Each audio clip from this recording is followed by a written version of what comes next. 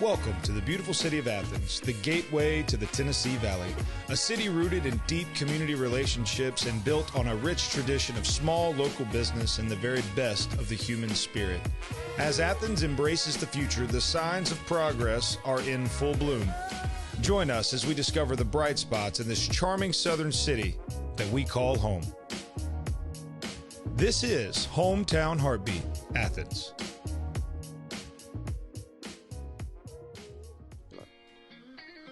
What's going on, everybody? Zach Walker here for Hometown Heartbeat number 4,682. It feels like, anyways. We are solo show today. I've got my trusty sidekick, Connor Higgins, here with me. Connor, what's going on, buddy? Not much. Good to be here. It's good to be here with you, my friend. It's good to be here with you. Give me some handitizer, also known as hand sanitizer, for those of you that aren't, in the biz here. But no, today we're going to do a different style show maybe than what we've ever done in the past. And what they say is necessity is indeed the mother of invention. And so today, Connor has dug up some research for us. He's done some what would you call it? Current events research, if you will. And Connor, go ahead and show him your setup over there. Give him the. Yeah, there he is. So Connor's going to be joining us live. Go ahead and talk for me, Connor. Hello, everybody. There he is. All right. So Connor's going to be joining us a little bit and tuning in back and forth. We'll be kind of bouncing around, talking about different current events and stuff like that. It appears as though we've got some federal courts weighing in on some of these church and state issues we've been talking about. It appears as though there is some of that going on, and we're starting to get some, I don't know, not resolution, Connor, but we're starting to get kind of some answers on a lot of things. It feels like so. That's our plan for today. Is we're just going to jump around, talk about what's going on in the news, and just kind of Corona, schools, elections, whatever Connor throws at me, and I don't know a lot of it, so this should be very entertaining. So go ahead, Connor. What stories are we talking about first today? All right, first, this is something that you brought to my attention. Here, I'll go and share my screen so that everybody can read this. A Northwest Illinois church appeals a ruling upholding a stay-at-home order.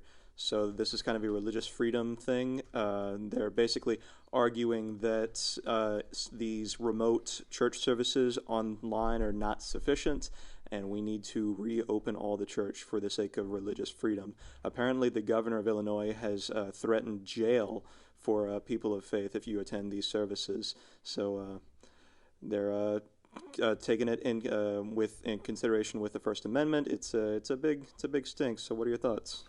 Well, I mean, I've been pretty, I don't know, the whole church and state separation thing, constitutionally speaking, the separation of church and state was never meant to keep church out of state, but rather that a certain religion or belief system could not be forced upon a people by a government.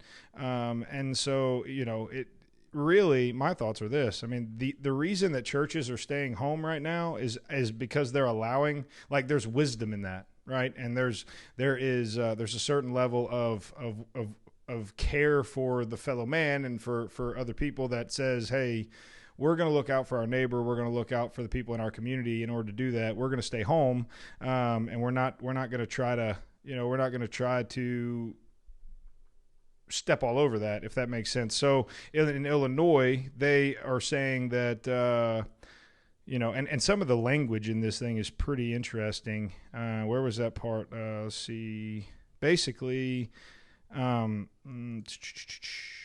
more or less, the specific church congregation or whatever that's bringing this suit against Illinois is saying that we don't believe that gathering online is sufficient for our faith, and that we are called to worship with, in a corporate environment, which again, we should be allowed to worship in a corporate environment if we want to. Whether there's wisdom in that right now is that should be up to each pastor and congregation.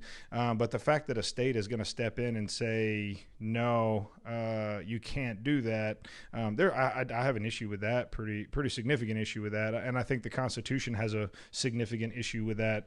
What do you think about it over there, big guy? Oh yeah, I think that. Well, I'm not going to get too into it here, but it's definitely something that when I understand both sides, I see why you would want to protect, but at a certain point, you got to have something, you know. Yeah, no, that's exactly right. It's Sean Hollis just said to Google the movie Plandemic. Here, I can do that. Is it Plandemic or Pandemic? Is there a difference? Oh, know what? I've seen something about Plandemic. What is Plandemic? Yes, I have seen that. I'm terrified to watch it because I'm afraid of what it's gonna bring out there. Here's one review: a weak conspiracy video. So I don't know. Is it real whistleblowers? Is it? There's a lot of that stuff that you have to take with a grain of salt in terms of what's real and what's not. But certainly all sides are worth learning. So I think Connor, if I'm not incorrect, Kentucky also had a ruling on their church and state issues. Kentucky's got a lot of problems right now. They had a travel ban. This isn't necessarily applying to church, but this is I think it was something to the effect of if you were going to come into the state after being out of state, you had to self quarantine for 14 days. And a federal judge ruled that that is unconstitutional since that's interstate travel, so that doesn't fall under the state's jurisdiction. So they're caught up in all that, and then in addition, they're caught up with another church in the states. Apparently, two churches have sued the governor over their church orders restricting in-person worship. Well, I'm looking at a new article here that's from Tuesday, May the 5th. It says judge upholds Kentucky mass gathering ban, says no to Beshear's travel ban. Federal judge ruled Kentucky Governor Andy Beshear's restriction amid the pandemic is unconstitutional. But U.S. District Judge sided with the governor on the ban of mass gatherings in a ruling on Monday. So basically, the federal judge is now saying the travel restriction is unconstitutional, but you can ban mass gatherings. And you notice the way they said that. They said mass gatherings, because if they said church gatherings, there's no way that would hold up, right?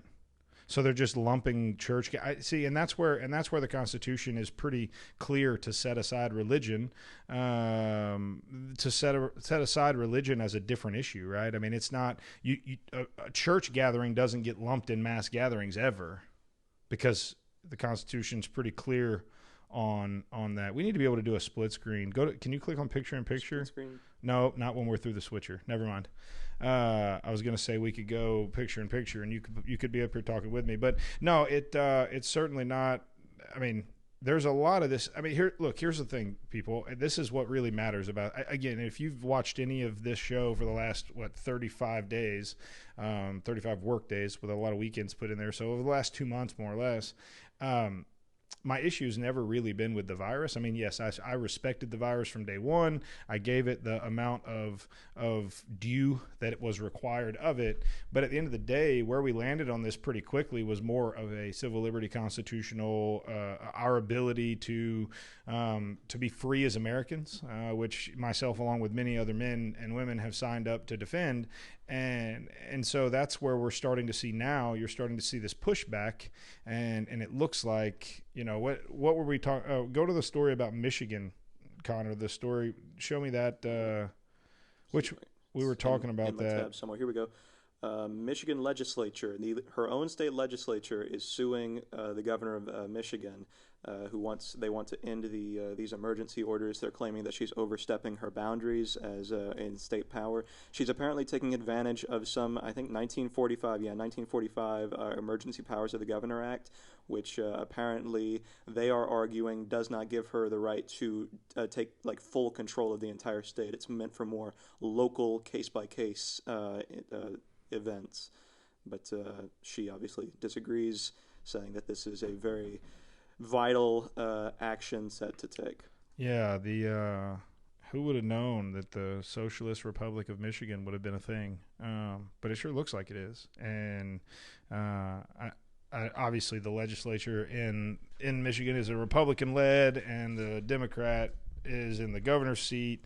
And so again, is it partisan? Is it? I mean, again, the concept is still solid in terms of they're right. I mean, she has overstepped. I mean, I don't know if you've read anything about Michigan, but if you haven't, I mean, it's crazy in terms of what they've restricted and haven't restricted. And I mean, it did have one of the worst outbreaks of COVID-19. They recorded 4,183 deaths amongst 45,000 cases. So certainly it was a dangerous state, and a state with a tremendous impact from the disease. But that doesn't change.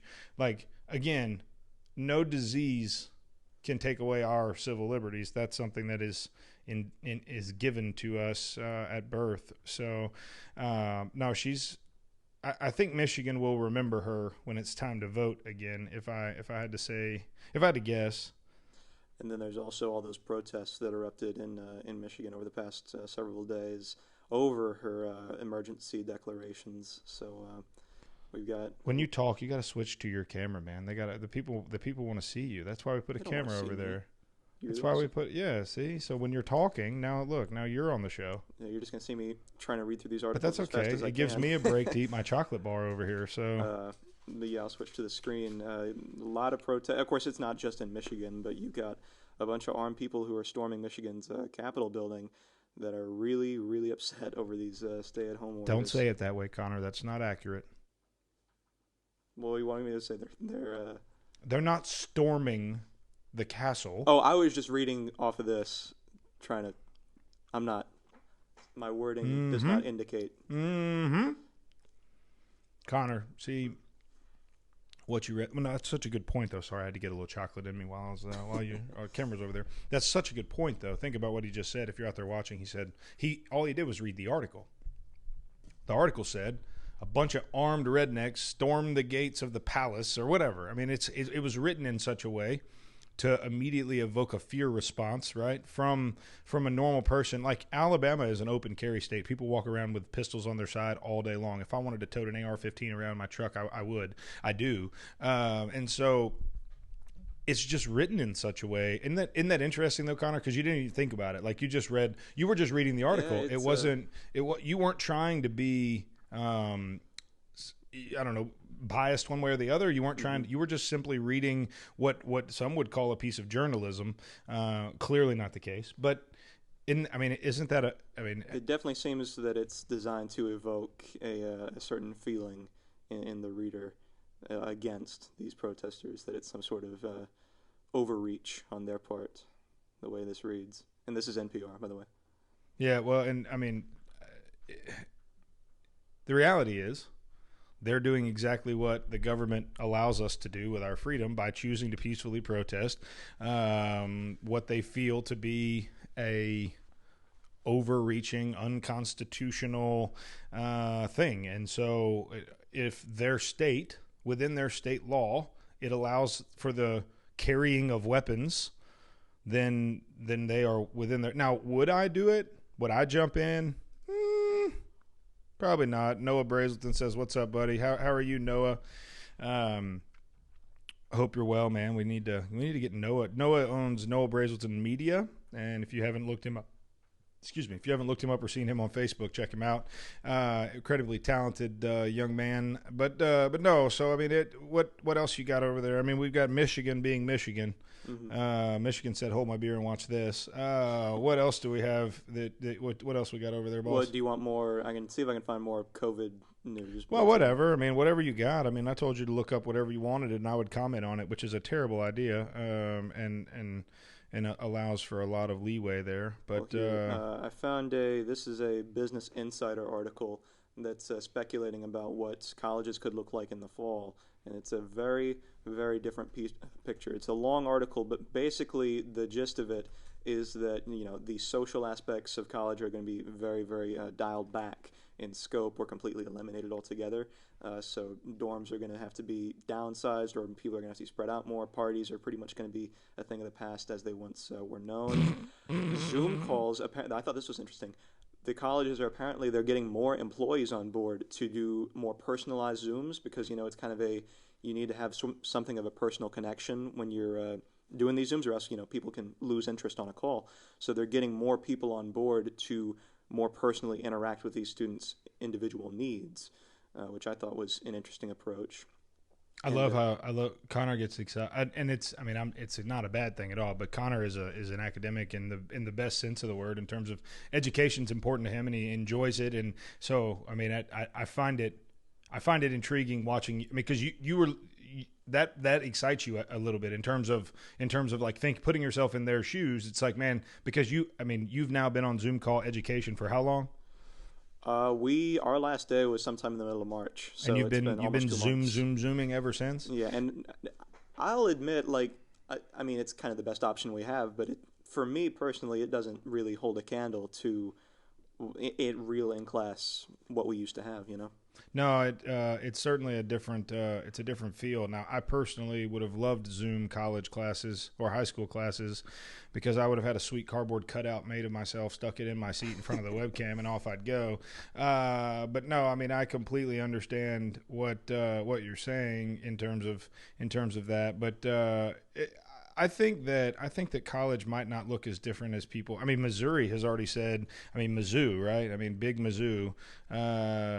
Let's see. Goes back to school. While you're looking that up, another part of this article says that in-person classes are being shrunk in size, and they're going to be kind of shorter and more intense classes so they're not going to be these whole semester things. They're going to be shorter and more intense seminar-style courses, which could help stagger the number of students on campus. That I think there's a lot of that needs to happen, though, if I'm being honest with you, because I was awake for some portion of college class, and a very small piece, but I was anyways. Let's see, resuming, and there's a lot of that would fall under what I would call like busy work. It's like it's just totally. You've got an hour and a half in class, and you spend 30, 40 minutes of it doing something that matters, and then the rest of it is what? And it's just like, yeah, I think it would be a good idea to decrease class sizes, increase the intensity of the study, and then, there's an opportunity there to really dive into get a deeper, it's about depth, not width, right? If you're wide and shallow, you're never going to be as effective as if you're narrow and deep. Mm-hmm. And it looks like that's what they're shooting for, kind of trying to trim the fat and get people, they only want people to get physically in these classes when it's absolutely necessary to get what you need, so they're going to be dialing back on all the what people might say would be part of the extraneous parts of college. Extraneous. When I was in high school, I couldn't spell extra, much less in extraneous. Also, apparently 10% of freshmen that were planning to go to college this fall have changed their mind since. Really? And there's some other statistics that are indicating that people are starting to reconsider college. And another thing is that there's a tweet that's quoted down at the bottom of this article that says, quote, "If you're an incoming freshman and classes are still online next semester, please save your money and enroll in a community college instead." So that's what this tweet quoted on the article says, which I think is kind of an interesting approach because it's part of college. What does college, and maybe the esteem of the degree, but if you're talking purely on educational value, do you get, I don't know if online learning is capable of delivering anything more than a comparable community college. I don't know. I'm just some idiot spouting off, but he just said online. Well, okay. So that's interesting to think about. Well, that leads me to another question then. To you, my friend. To me. You just put a community college education on a different level than a in-person 4-year type of education. Well, that's assuming that the community colleges are doing some or more in-person type, more traditional style of learning. It's kind of the assumption I went into this with. If you were going to take a 4-year university that's doing online classes and in Calhoun, as it was a couple months ago which one would be more valuable. I think Calhoun might be, since online learning I don't think is quite as effective. That's an interesting. I guess. Perspective would be maybe the word. But I've got an article here that says of Missouri to resume in-person classes this fall. In an email, system president of University Chancellor Mun E. Choi said the University of Missouri has teams working on planning the return of students and faculty this fall. Choi said while classes will continue remotely, the university expects to return to in-person operations and classes this fall. So, I mean, it looks like, that's a big school. 6 words into this article I'm reading, it says new normal. How many times have you seen that phrase? Oh gosh, don't get me started. Get me started on new normal and see what happens. Here's a quote: "With caution and creativity, the traditions and rich experiences at Mizzou will resume." What exactly does that mean?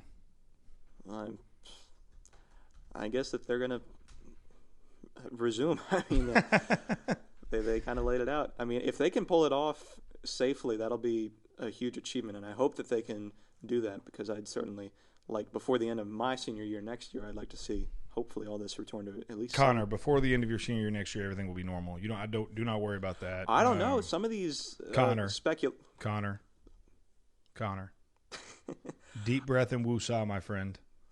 Before the end of your senior year, if we're not back to the old normal by the time you get out of college, it will not matter. It will not matter. There will be no colleges to go back to. There will be no economic structure to speak of. We will live in Thunderdome, and your education will not matter. Instead, how well can you shoot and defend your life, limb, and property? Because outside of that, if we cannot get back to normal in the next 6 months, Connor, we will have nothing to go back to.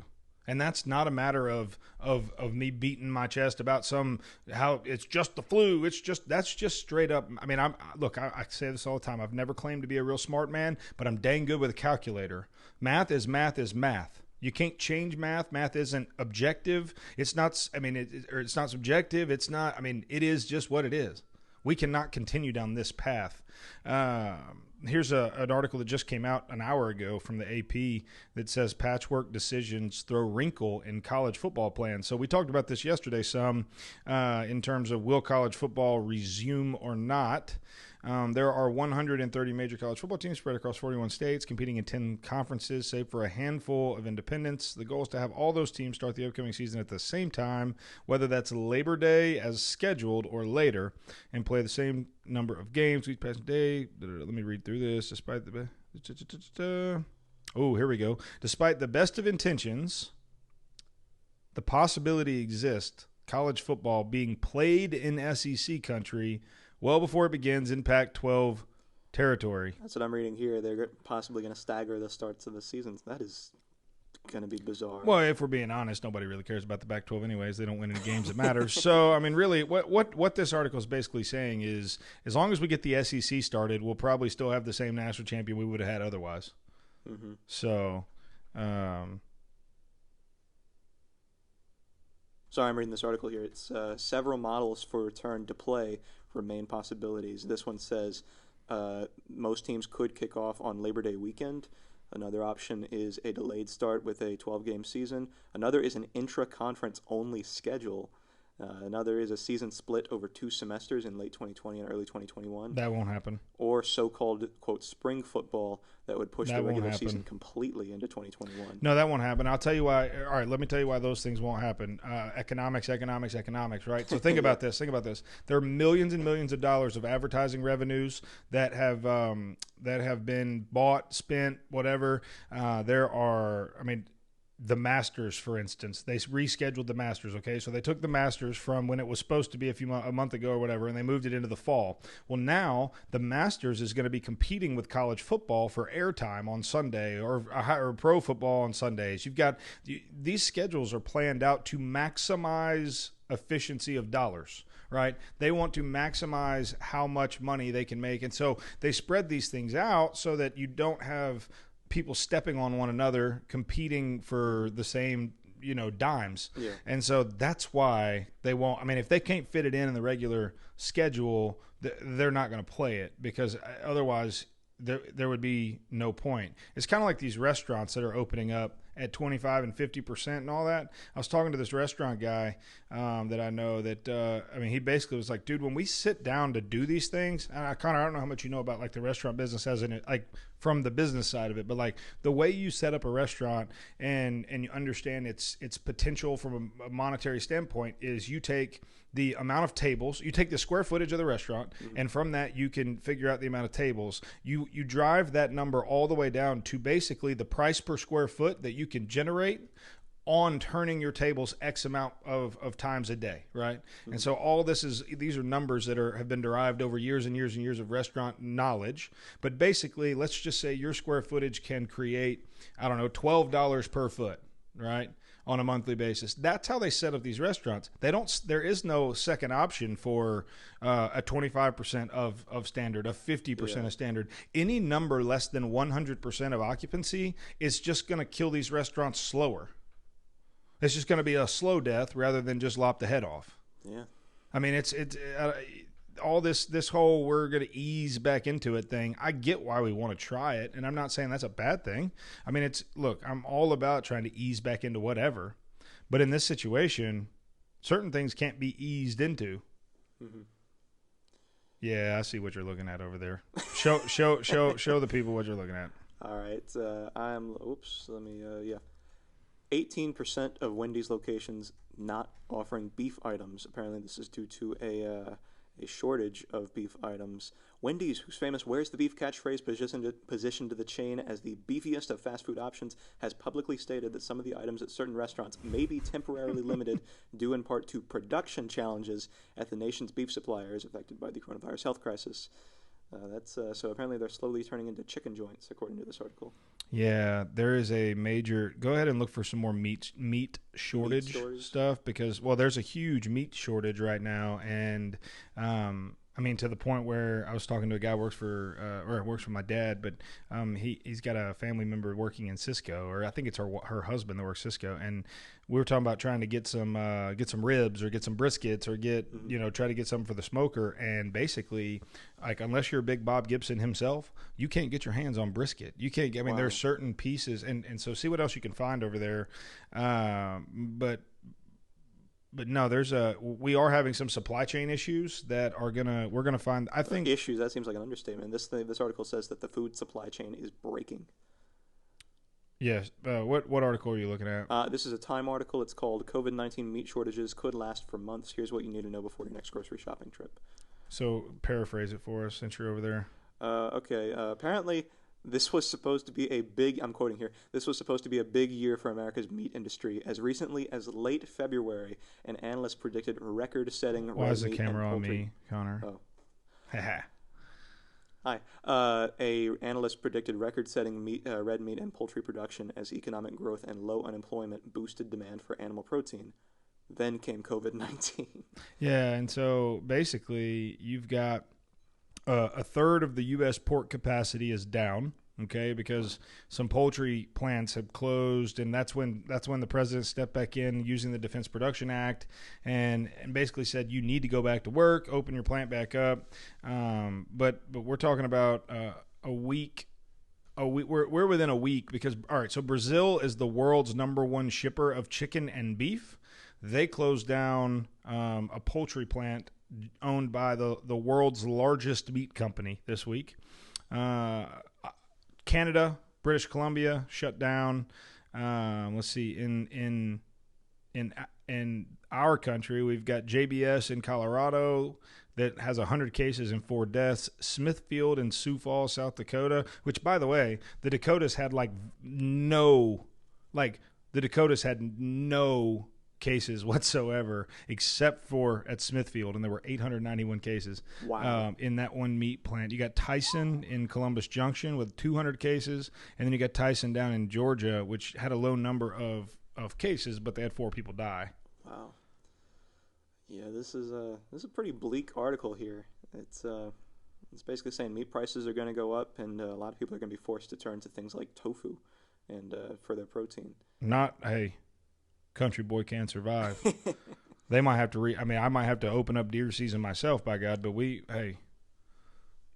can get something. That's true. It'll be really interesting, like not interesting, and it's interesting in a terrible way if meat really does become scarce, because you think about how symbolic that is, how closely associated chicken and beef are with this country. That's kind of like if we lost the Statue of Liberty. Yeah, wow. Maybe that's kind of a jump, but you think about it, like as American as a cheeseburger is like is a phrase, and if those really do become scarce, and a source, a really, you know what I'm trying to say, if they really become something to celebrate over when you get one, if it's Connor said if we lose our meat, we might as well lose our Statue of Liberty.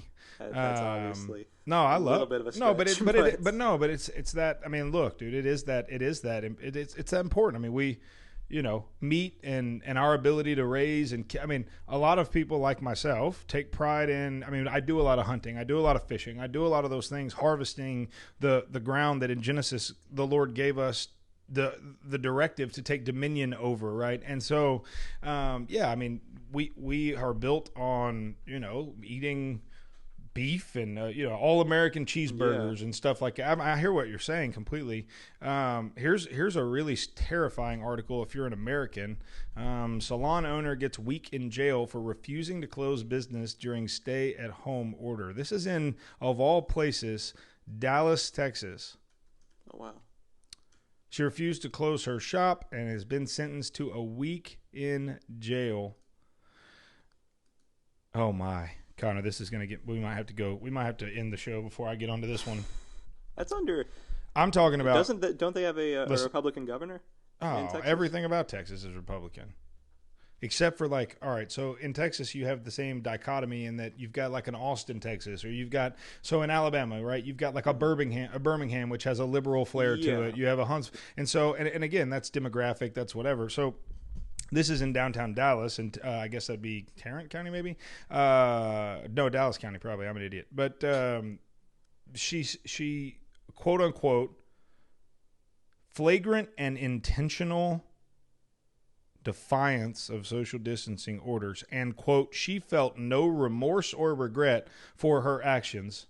Well, of course she didn't. Yeah. She was trying to save her business and feed her I hope to God this makes it all the way to this. I bet you this.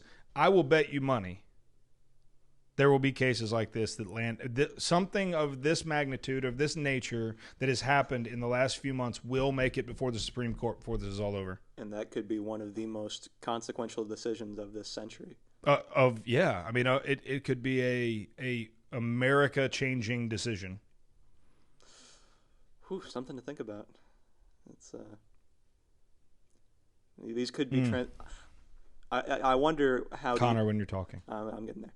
I wonder how this time period is going to be written about in the history books, and I think that what we've seen in there's got to be a point where we're building up to something. I feel like, and whether it be a Supreme Court case or it could be in November with the election, just some transformative, monumental event it's all building up, and I feel like there's got to be something at some point that it's the climax. And Robert Rigsby with a comment says, I work for a chicken plant and we are still working. And Robert, my understanding is that my business partner is, he's involved in that a little bit in that world, and we know a little bit about all that. And my understanding is that, again, through the Defense Production Act, the president has more or less ordered folks to go back to work.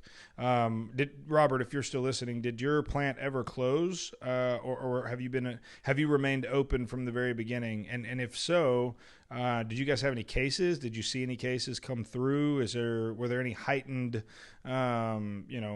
measures that were taken? Because I think a lot of that's important in terms of understanding our chain and our supply chain and how it works. But appreciate your comment, Robert. It's Connor, what you said is absolutely right.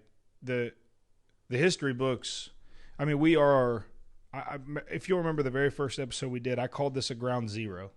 Mm-hmm. I called this a ground zero event. And I think it's even truer now than it is then, because in the wake of 9/11, we had transformative decisions that we made as a country as it pertains to immigration, as it pertains to air safety, travel, you name it. I mean, vetting of pilots, vetting of those of flight attendants. I mean, we saw the travel industry be changed forever. The invention of the TSA, not the invention, but the furthering of the TSA. I think what we're experiencing now will be far more impactful and far more. It bears way more weight than those changes. Yeah. The changes that were made after 9/11 pertain to the way we fly. This is going to pertain to the way we live our life. This is going to pertain to our freedom, the very core of who we are as Americans. Yeah. One thing I think about when I was, I like to watch some like older TV shows, and occasionally you'll see people in airports. It's like, families going on vacation or whatever. And you can tell just the vast difference from 1985, when whatever episode was filmed, to today. That's kind of, you can easily draw that comparison. So when we're watching sitcoms from 2014, 20 years from now, what will we be able to say, oh, well, that dates this show because that all ended when COVID came around? No, you're exactly right. And I mean, honestly, I'm afraid that it's going to be more than just that. I mean, there's going to be some big time decisions as it pertains to freedom and our ability to live the life that we want to live, how we want to live it, that are going to be changed. My wife just commented that they were told today that they will likely be in face masks until November. Whew. Whoa. Wow. Whoa. I'll tell you what I won't be wearing until November. That'd be face masks. All right, guys, look, it's 3:57. We're going to get out of here by 4 o'clock today. As always, I don't know. Let us know how you like this show. Let us know how you like this format. I enjoy having Connor on more with me, but getting his I don't know, perspective on things is one. It's encouraging to me because I find myself oftentimes very scared of the future and scared of the types of children that have been raised that will one day be our leaders, be our business owners, be our activists. And so having Connor here and with his intelligence and the amount of care that he has for people, for our government, for really for the America that a lot of his same age group may not even understand. And so I enjoy getting Connor in here, and honestly, it gives me hope for our future generations of Americans that there are men like Connor that are being raised up in a way that their parents ought to be proud, that businesses are excited to have them join and be a part of their organization. And quite frankly, I feel honored to have him here with us as we walk through this. So if you enjoyed this kind of format, let us know, and we can certainly do some more of these. These are the easy ones to do instead of scrambling around for more and more guests. Having a guest 5 days a week is a challenge anytime. So as soon as this coronavirus thing we come all the way through this, we will likely restrict the show to maybe 3 days a week and do a Monday, Wednesday, Friday, with Tuesday and Thursday maybe doing a morning show or something along those lines. You're still going to see my ugly mug 5 days a week, but it probably won't be in long form, 45 minutes an afternoon, that kind of thing. So, and real quick, Robert Rigsby says, no, they never close. They work in Decatur. They don't have any positive cases, but did have some positive cases at a different plant. So, well, that's good. I mean, the meat packing facilities in Decatur are corona free, which is good to know. But Connor, as always, any parting words you've got for the nice people of the Facebox? I don't think so. Don't name your child what. Oh, put that up, please. Put that up. Let me see if I can find. Here it is. Yeah, Elon Musk and Grimes named their son that. I think that. Can you pronounce that for me? I think that character is an Ash. So X-A12. That is. Maybe it's 10 Ash A12. Maybe it's like a numeral. It could be. Tinashe 12. Oh my God. Tinashe 12. Tinashe. Wow. Did I nail that? I think. Did I nail that? That's like a walk-off home run. Do you have a Twitter? No. Well, you need to make a Twitter and tweet that, and I think you'll blow up because I think you cracked the code. I've been on Twitter a lot the past yesterday when this all happened, and not once did I see that theory. I think you cracked the code right here, right now in Athens, Alabama, on Hometown Heartbeat. Whoa! And I didn't even mean to be that cool. Tinashe 12, folks. That's my next child. I'm gonna name him 11 Ashe 12. Look, guys, it's been a blast as always. Connor, I appreciate you and what you do for us here. Tomorrow we will have Gabe Ross of the Circle Ranch joining us. Friday we'll have Julie from the Sergeant Matthew Pacino Foundation live from Boston, Mass. It's going to be wicked cool, so tune in. I love you guys. Connor's going to use his new toy and hit fade to black, and it's going to be awesome. We'll see you guys soon.